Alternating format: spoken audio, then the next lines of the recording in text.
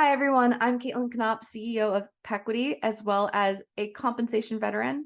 So I want to walk you through a Comp 101 and answer the most basic questions, such as, what do I pay my people? Well, we're going to go through how to find the numbers that you need to pay.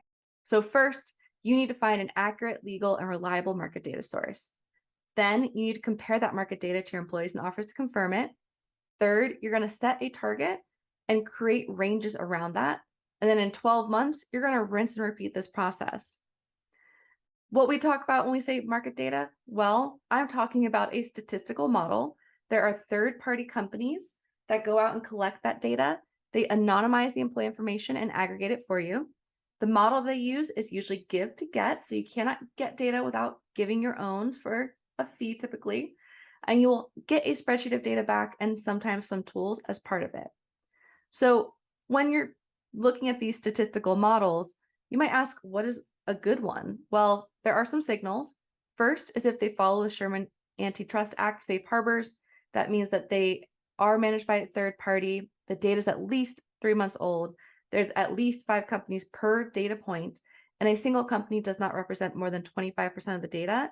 And it's significantly anonymized so that you could not tell which company is paying what based on the data itself. It also should contain significant data from your industry and/or competitors. When you go to them, ask them, can you send me your submission and participant list? They will usually send you a list of companies that submit into their survey. Make sure that there's at least 10 companies that you want to look at and ask them, can I remove companies that I don't want to compare to? Usually the answer is yes, and it'll help you get tighter on your information. Next, you need to make sure that the way that the survey is matching is not just based on job title or some hierarchy. It needs to be based on level of experience, the type of work, scope of work performed, location, and potentially typical job title. This is because job titles can be misleading. Engineer is put into a lot of things anymore. You need to make sure that you're paying for the specific work that you need to capture the talent that you want. Next, you might wonder, how much is this going to cost me, Kaitlyn? This sounds like a lot of work. Well, the answer is that it's going to vary based on your company size and the data that you request. Typically, it's going to be anywhere between 3 to 25K.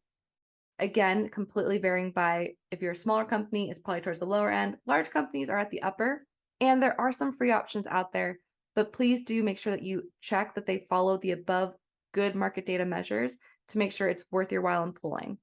The reason that we suggest that is because good data usually costs more, but it's going to save you in the long run. Free data tends to be poorly aggregated to keep the cost down, and that poor aggregation is going to cost you time and money because you're either going to overpay and that person will be frozen, can't move up, or they'll leave, or you're going to underpay and that person is going to be poachable and end up leaving too. So make sure you lean into it. Make sure that you just go in with a budget prepared. And the good news is with our program, you'll know exactly how to use it to save your company lots of money down the road. Now, if you're wondering what providers would Pequity recommend, here are some logos that we have worked with and partnered with in the past that I've also used in my previous career. Google has used multiple of these, which means that they are quite good and they are held to a high standard of rigor. Radford and Mercer, Advanced HR, Korn Ferry, Willis Towers Watson. If you don't want to talk to anyone to get the data, Pequity actually does have partners at most of these that we can refer you directly to. So just reach out and we can get you set up. Now, there are some do's and don'ts with this market data game, and I want to call them out quickly. First, don't use the raw percentiles like the 25th to 75th as a range. You need to target a percentile and create a range around it. I'll go into why in a minute. You also do not want to use data with low data quality or quantity. You need to weight your data towards the highest quality inputs. There's a method to do that in your range creation. And you need to just throw out the bad ones because it's a statistical model. If it has low data, it means that you could be pricing a role off of 1 to 2 people, maybe 3, if it's a good survey. That's still not really enough to come out with good findings. Next, you need to make sure that you don't attempt to just match your roles based on title alone. It is tempting. It is tedious to match your roles. When we do our range creation process, there's a way to speed this up, but you really need to match your roles based on the job description to ensure an accurate pay match, or else you could really lose that person. Now, going a bit further into why I say that 25th to 75th is not a good model for ranges, both of these visuals here could be valid market data. In one, we have an example of it being 5% spread. And in this other here, which I'm blocking slightly, it's a 25% spread. That might seem crazy, but again, it's a statistical model. So it just matters what was submitted by these companies. And if you know that as you do, average promotion is 10 to 15% bump, and the average merit increase is 3 to 4%, then that person who's in the 5%, you're probably going to end up not being able to give them a merit increase. And if they get promoted, they're either going to have a massive promotion rate or a very tinny one based on how much you spaced it.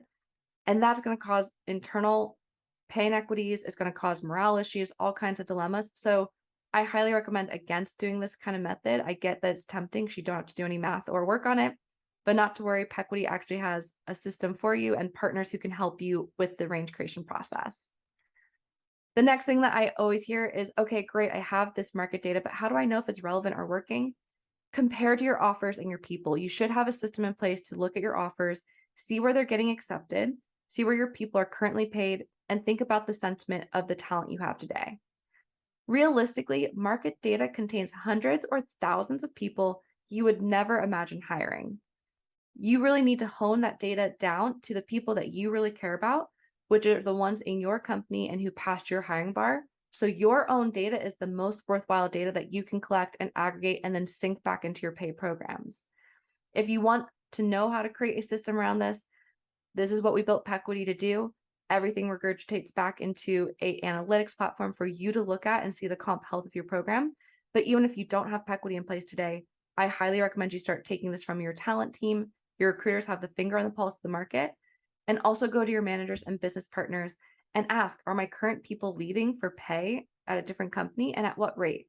Now, if this sounds like a lot, don't worry. If you need reliable market data, reach out to us. We can help you.